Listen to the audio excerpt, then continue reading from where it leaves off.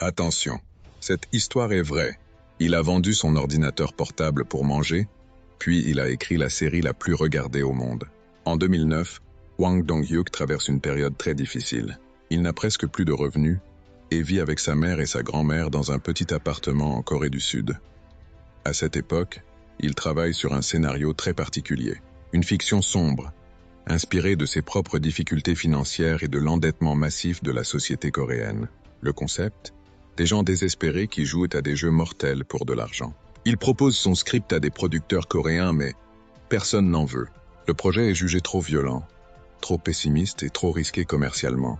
Le scénario reste dans un tiroir pendant près de 10 ans. Pendant ce temps, la situation de Hwang empire.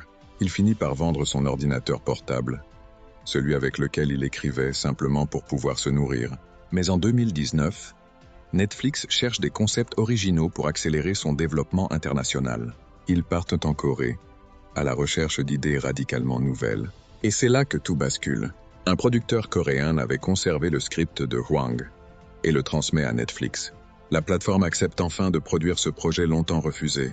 Squid Game, sans grande star, sans campagne marketing massive, avec des attentes très modestes, environ 2 millions de vues prévues. La réalité dépasse toute attente. En moins d'un mois, la série est regardée par plus de 110 millions de foyers. Elle devient le plus grand succès mondial de Netflix. La valeur de la série atteint 900 millions de dollars. Mais Hwang Dong-hyuk ne touchera qu'un cachet d'environ 1 million de dollars.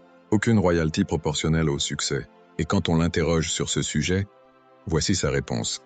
Je ne suis pas devenu riche, mais je vis désormais correctement. Tu penses quoi de cette série ? PS. Pense à t'abonner pour développer ta culture entrepreneuriale.